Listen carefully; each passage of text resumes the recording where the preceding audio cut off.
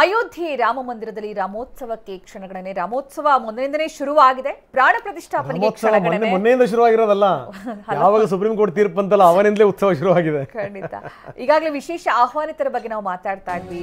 Megastar Chiranjeevi ಅವರಲ್ಲಿ ಆಗಮಿಸಿದ ದೃಶ್ಯದಲ್ಲಿ ನೋಡಿದ್ವಿ. ಇದೀಗ ನಮ್ಮ ಕರ್ನಾಟಕದಿಂದ ವಿಶೇಷ ಆಹ್ವಾನಿತರಾಗಿ ರಿಷಬ್ ದಂಪತಿ ಅಲ್ಲಿ ಭೇಟಿ ಕೊಟ್ಟಿದ್ದಾರೆ. ಶ್ರೀರಾಮನ ದರ್ಶನಕ್ಕೂ ಮುನ್ನ ಹನುಮ ದೇಗುಲಕ್ಕೆ ಭೇಟಿ ಕೊಟ್ಟಿದ್ದಾರೆ ರಿಷಬ್ ದಂಪತಿ.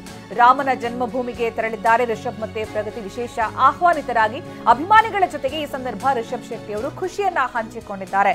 ಕಾಂತಾರ ಸಿನಿಮಾದ ಅಭೂತಪೂರ್ವ ಸಕ್ಸಸ್ ನಂತರ ಒಂದು ರೀತಿಯಲ್ಲಿ ಡಿವೈನ್ ಸ್ಟಾರ್ ಅಂತಾನೆ ರಿಷಬ್ ಶೆಟ್ಟಿ ಅವರನ್ನ ಎಲ್ಲರೂ ಕೂಡ ಕರೀತಾರೆ.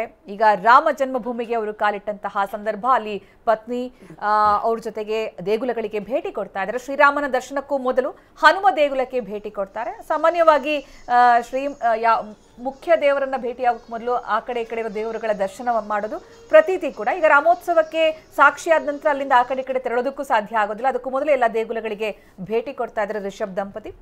ಇನ್ನು ಕರ್ನಾಟಕದಿಂದ ರಾಕಿಂಗ್ ಸ್ಟಾರ್ ಯಶ್ ಮತ್ತೆ ರಿಷಬ್ ಶೆಟ್ಟಿ ಅವರು ವಿಶೇಷ ಆಹ್ವಾನಿತರಾಗಿದ್ದಾರೆ. ರಿಷಬ್ ಶೆಟ್ಟಿ ಅವರು ಕಾಂತಾರ ಸಿನಿಮಾದ ನಂತರ ಡಿವೈನ್ ಸ್ಟಾರ್ ಅಂತ ಏನು ಕರೆಸಿಕೊಳ್ತಾರೆ.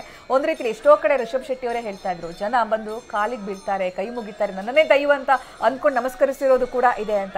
ಆದರೆ ದೈವದ ಕೃಪಾ ಕಟಾಕ್ಷ ಇದ್ರೆ ರಂಗನಾಥ್ ಯಾವ ಮಟ್ಟಿಗೆ ಅದ್ಭುತವಾದಂತಹ ಯಶಸ್ಸು ನಮ್ಮದಾಗತ್ತೆ. ಅದರ ಜೊತೆಗೆ ನಾವು ವಿನಯತೆಯನ್ನು ಮೈಗೂಡಿಸಿಕೊಂಡ್ರೆ ಇನ್ನೂ ಎತ್ತರಕ್ಕೆ ಬೆಳೆಯಬಹುದು ಅನ್ನೋದಕ್ಕೆ ರಿಷಬ್ ಶೆಟ್ಟಿ ಅವರು ಕೂಡ ಸಾಕ್ಷಿ. ಅವರು ಬೆಳೆದು ಬಂದಂತಹ ರೀತಿ, ಸಿನಿಮಾದಲ್ಲಿ ಕಂಡಂತಹ ಸಕ್ಸಸ್, ಅದಾದ ನಂತರ ನಡ್ಕೊಂಡಂತಹ ರೀತಿ, ಈಗ ಮುಂದೆ ಕಾಂತಾರ ಸಿನಿಮಾದ ಇನ್ನೊಂದು ಸೀಕ್ವೆಲ್ ಕೂಡ ನಾವು ನಿರೀಕ್ಷೆ ಮಾಡ್ತಾ ಇದ್ದೀವಿ.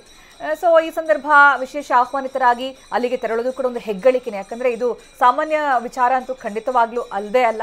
ರಾಮೋತ್ಸವಕ್ಕೆ ಸಾಕ್ಷಿ ಆಗೋದಂದ್ರೆ ಇತಿಹಾಸದಲ್ಲಿ ಹೆಸರು ಬಿತ್ತು ಅಂತಾನೆ ಲೆಕ್ಕ ಅದು.